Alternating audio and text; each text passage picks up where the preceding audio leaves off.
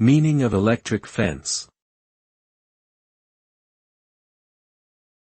Electric fence. Electric fence.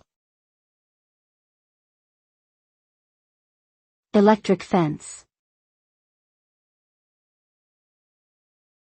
Electric fence.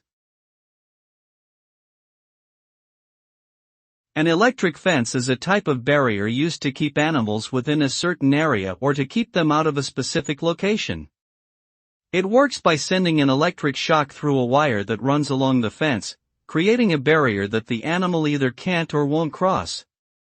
The shock is not harmful to the animal, but it does create a psychological and physical barrier that prevents them from crossing the fence.